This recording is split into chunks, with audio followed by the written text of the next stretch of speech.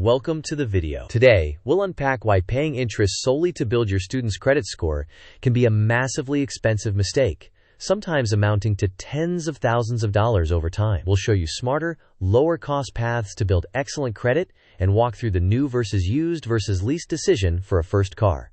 Let's get started. Here's the agenda for today. First, we'll debunk the myth that you need to pay interest to build credit. Next, we'll cover the zero-cost credit strategy that actually works. Then, we'll compare new versus used versus lease for first cars, followed by a practical decision flow. After that, we'll emphasize why maintaining a cash reserve often matters more than minimizing a small loan payment. We'll test your understanding with quick quizzes, and finally, wrap up with key takeaways and a brief summary. The so-called $30,000 mistake happens when families repeatedly finance vehicles or carry interest-bearing balances, primarily to build credit profiles. Over time, those extra interest payments compound, reducing your wealth for a benefit you could achieve at no cost. Instead of buying an unnecessary loan for the sake of credit, we'll show you a method that gives students strong credit without interest payments. Now let's move from the myth to the smarter approach. The myth is that financing a car is necessary to develop credit history. But that's not true.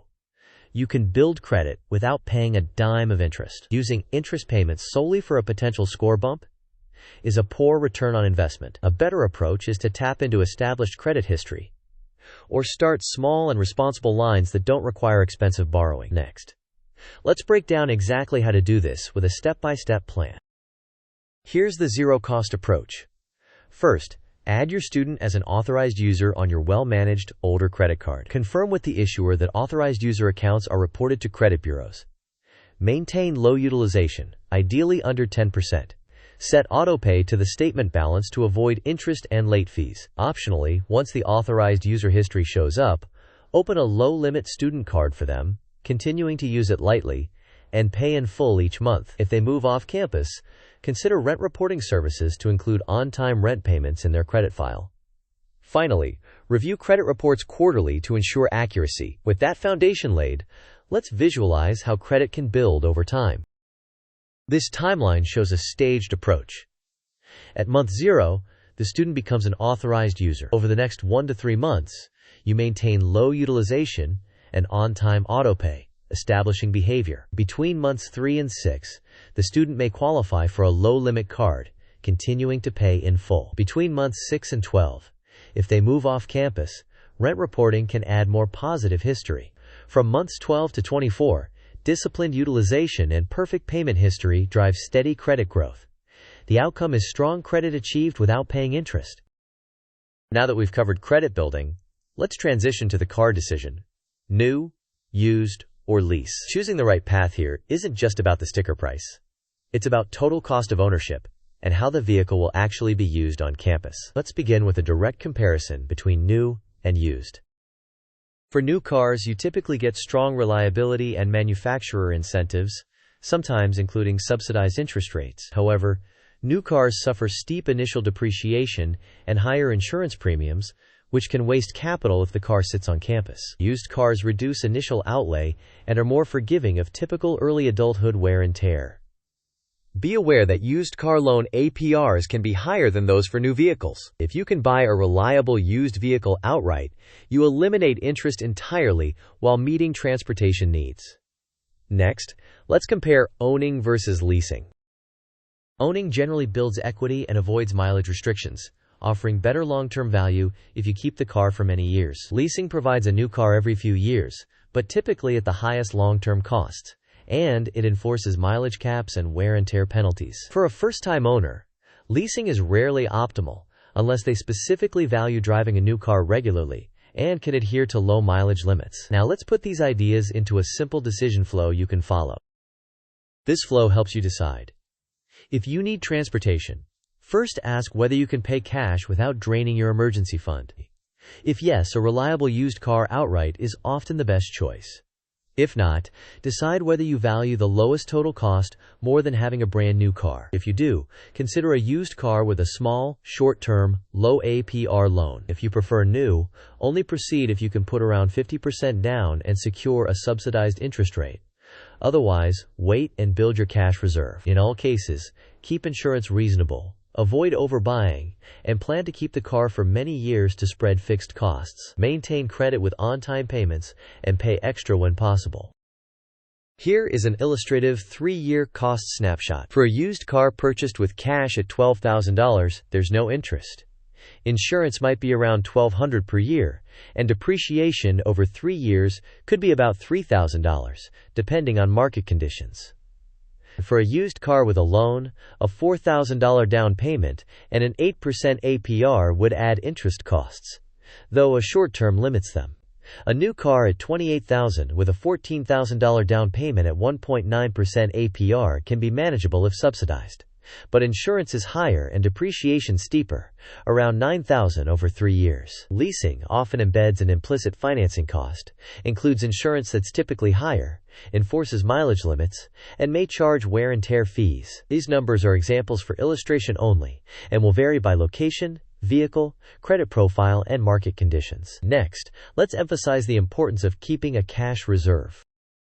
Before finalizing a car purchase, ensure you have a healthy emergency fund. Students commonly encounter unexpected moving costs, repair bills, deductibles, and post-graduation expenses. Keeping 3 to 6 months of expenses in liquid savings is often more important than making a larger down payment that leaves you cash poor. Liquidity helps you avoid high-interest debt when surprises occur. With that principle in mind, let's test your understanding with a quick quiz. Quiz time. What's the best zero-cost way to help a student quickly build credit? Option A. Finance a new car to generate payment history. Option B. Add them as an authorized user on a well-managed card. Option C. Lease a car to report on-time payments. Option D. Carry a small balance to show the bank you use credit. You may pause the video now to think about the answer. We will discuss the answer in the next section of the video. The correct answer is B. Adding the student as an authorized user on a responsibly managed, older credit card allows them to inherit positive history without paying interest. Now, let's move to the second quiz question about leasing. Next question. Leasing generally makes sense for which situation? Option A. You drive unpredictable, higher mileage, and want flexibility. Option B. You want the lowest long-term cost and plan to keep the car 8 years. Option C. You demand a new car every few years and can stick to low mileage limits. Option D. You need to build credit from scratch at any cost.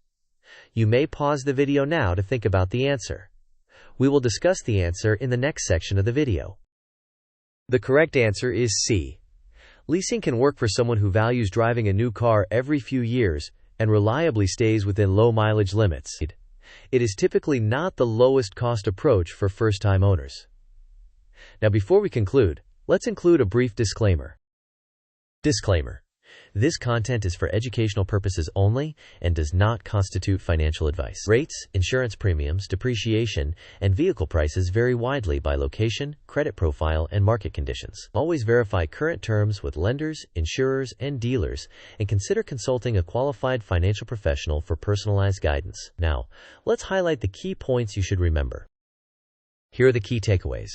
First, you don't need to pay interest to build credit.